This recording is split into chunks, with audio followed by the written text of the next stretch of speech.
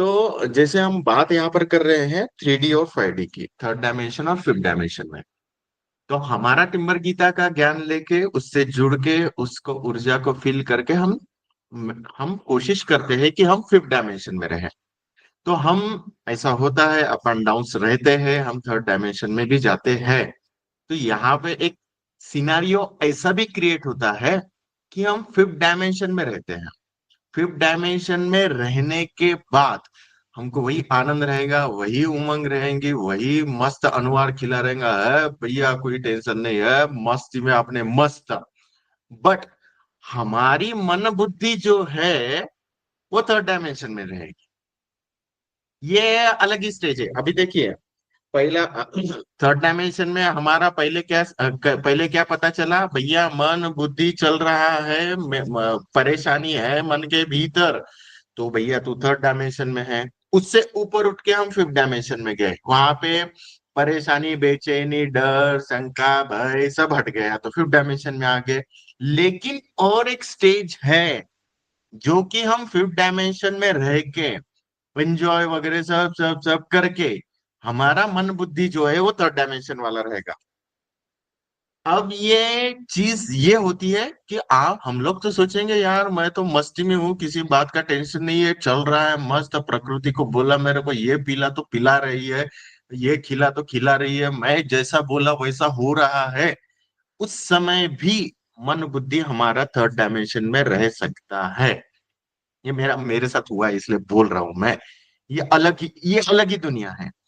तो अब आप अब अंजिला माता जी बोलेंगे हाँ भैया जी ये तो हो सकता है, लेकिन ये पकड़ में कैसे आएगा?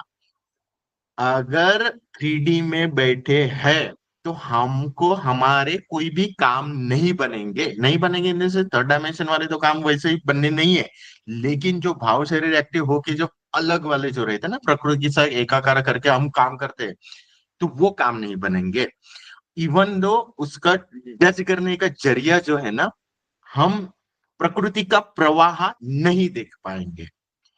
अगर फिफ्थ डायमेंशन में है, मन बुद्धि फिफ्थ डायमेंशन में है, तो प्रकृति का प्रवाह देख पाएंगे। अगर हम फिफ्थ डायमेंशन में बैठे हैं, मन बुद्धि थर्ड डायमेंशन की लगा रहे, प्रकृति का प्रवाह देख नहीं पाएंगे। हम वो किस हिसाब से प्रकृति आगे का इशारा दे रही है वो मतलब समझ में ही नहीं आएगा आपको। तो हम मैं जस्ट ये अनुभव हुआ, भैया जी के साथ डिस्कस कर रहे थे, तो भैया जी बोल रहे थे कि मैं भी सोच रहा था और प्रकृति को पूछ रहा था कि ये जो ज्ञानी लोग बैठे हैं वो कैसे बैठे हैं। तो फिर ये बात से अभी पता चला कि जितने भी ज्ञानी लोग बैठे हुए हैं ये ऐसे बैठे हुए हैं। वो, कि उनमें और हम में डिफरेंस ये है, हम भी मस्ती में हैं, हम भी मौज मौज अपने मस्ती में मस्त होके, भैया जो भी खाया मिला ये सब मिल जाता है, सब ये कर दो, मस्ती में मस्त है। लेकिन वो उनका मन बुद्धि जो है वो थर्ड डायमेंशन में है। क्यों? क्योंकि उनको प्रकृति का प्रवाह पता नहीं है। नहीं पता किसी को, प्रकृति को अलाइन करके चल ही नहीं सकते, जैसा मेरे साथ हुआ। मैं कुछ टास्क करने के लिए गया था, गया गया गया तो भैया टास्क हुआ ही नहीं वो। तो फिर मैं तो, लेकिन हुआ नहीं उसका गम नहीं है, क्योंकि मैं फिफ्थ डायमेंशन में बैठा हूँ, हो ना हो भाड़ में जाए, मेरे को क्या, मैं तो अपने मस्ती में मस्त हूँ ना। खाना दे देती है प्रकृति, और क्या, जो मांगा वो दे देती है। और नहीं भी दिया तो मैं व्रत है करके बोल दूंगा, उसको आवाज लगा दिया है खाना नहीं देंगी तो आज मेरा व्रत है, तो खाना भी दे देती है वो। खाना पीना मौज मस्ती तो मैं अपनी मस्ती में मस्त कर रहा हूँ, लेकिन मेरा मन बुद्धि थर्ड डायमेंशन में है, क्योंकि उस प्रकृति के प्रवाह को मैं पकड़ ही नहीं पा रहा हूँ। तो ज्ञानी लोग भी ऐसे ही बैठे हुए हैं, उनको प्रकृति का प्रवाह बिल्कुल भी पता नहीं चलता। अब आप बोलोगे कि भैया प्रकृति का प्रवाह चिल्ला रहा है, बता क्या रहता है? प्रकृति का प्रवाह ये होता है, उसको पकड़ने का एक तरीका, हम जो भी कार्य करेंगे उसका हमें सब कुछ पता होता है, उस कार्य का अगला पॉइंट क्या होना है वो भी पता होता है। इनपुट प्रोसेस आउटपुट पता है मुझे, ऐसा ही होगा और वो ही होगा। तो ये हमको प्रकृति का इशारा मिल जाता है, तभी हम वो कार्य करते हैं। भैया जी ने तो अभी बोल रहे थे ना थर्ड डायमेंशन में था 2 दिन से, तो भैया जी ने बोला है तेरे को तो सिखाया गया है कि बैठ जाना उधर और बोल देना है महादेव आ नहीं रहा बैठा रहूंगा बोल। तूने बोला ही नहीं। मैं तो अपने मस्ती में मस्त था और काम कर रहा था मन बुद्धि वाले थर्ड डायमेंशन वाले, तो काम वो सक्सेस हुआ ही नहीं मेरा। तो ये सब जब नहीं हुआ तब तब क्या हुआ, एक जगह गए थे हम, फिर अभी अभी वो दोपहर में ही वहां से लौट रहे थे। तब पता नहीं वो ये इधर आ रहे थे, तब सिनारियो चल रहा था पूरा मस्त हिलेरी एरिया है। तो मैं वो विचारों का प्रवाह चल रहा था कि हुआ क्यों नहीं हुआ क्यों नहीं। तब मैंने सोचा कि भैया जी बोलते कि ये काम जाने के बाद तो हो जाना चाहिए।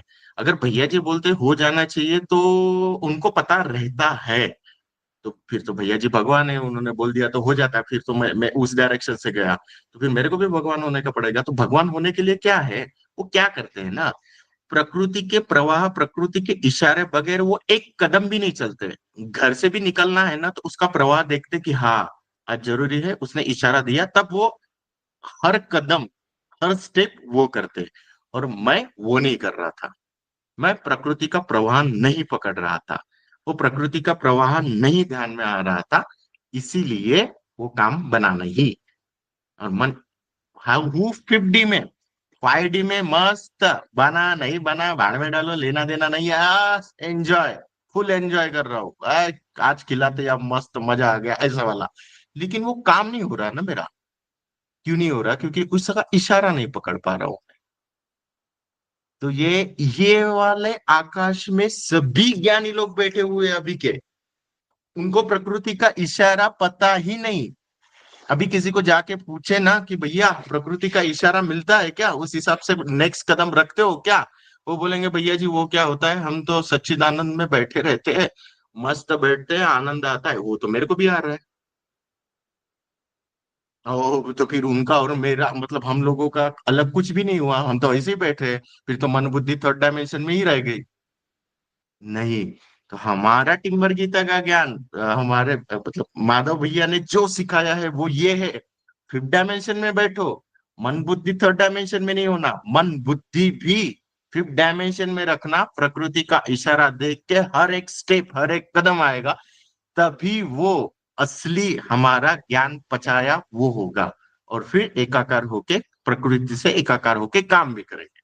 क्योंकि मेरे को जो टास्क दिया गया था, फिर मेरे भीतर ये ख्याल आ रहे थे कि यार मैं तो नहीं करने वाला, वो मेरे से कराएगा, वो मेरे से कराएगा, तो करना कैसा है वो नहीं बता रहा है। हाँ वो बता भी रहा होगा तो इशारा मुझे नहीं समझ रहा, मतलब मैं प्रकृति से एकाकार नहीं हो पा रहा हूँ। नहीं हो पा रहा हूँ तो फिर ये मेरे में कुछ तो भी है।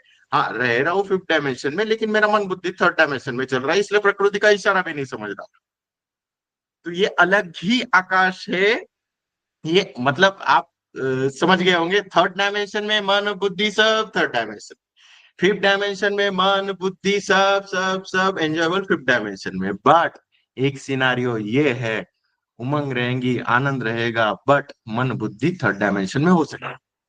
और उसको जानने का तरीका है, प्रकृति का प्रवाह अगर पकड़ पा रहे तो फिफ्थ डायमेंशन में, नहीं पकड़ पा रहे तो थर्ड डायमेंशन में ही मन बुद्धि के साथ बैठे। जी मृदुला दीदी, आपको बात कर पाओगे, आप बताइए तो क्या समझा। हाँ भैया जी, प्रणाम। वो मुझे जो जी समझ प्रणाम। आया कि ऐसा कि मतलब हमें लगता है कि हम 5D में, लेकिन मन बुद्धि 5D में नहीं होता है, वो 3D में ही रहता है उस समय भी। तो हमारे काम बनते नहीं, हम प्रकृति के प्रवाह को समझ नहीं पाते हैं। लेकिन अगर हम 5D में हैं और मन बुद्धि के साथ भी 5D में चले गए हैं, मतलब पूरी तरीके से, तो हम प्रकृति के प्रवाह को समझ भी पाएंगे और हमारे काम भी खुद बनने लगेंगे। तो ऐसा समझ आया भैया। जी यही है, यही है। जी भैया। तो भैया लेकिन मन बुद्धि तो हमारा फिर काम नहीं करता ना, जैसे हम 5D में रहेंगे तो मन बुद्धि तो रहता नहीं है ना वहाँ पे। तो आज हम तो भाव भाव से काम करते हैं। भाव से काम करते हैं, लेकिन मन बुद्धि वाला मन बुद्धि वहां पे क्या, यहाँ पे क्या होता है ना कि एज ए टूल करके यूज होता है। मतलब प्रकृति मन बुद्धि तो यूज करेगी ना। कोई मेरे को जी। अगर मोबाइल पे कुछ टाइप करना है तो वो तो करेगी ही ना, उसके लिए मन जी। लगाना पड़ेगा, बुद्धि लगाना पड़ेगा, बट वहां पे मैं नहीं करूंगा, वो करवाएगी। उस समय हम हम्म। जान भी पाएंगे, उसका इशारा मिलेगा, हाँ। एज अ औजार करके, टूल, हथियार करके यूज होगा।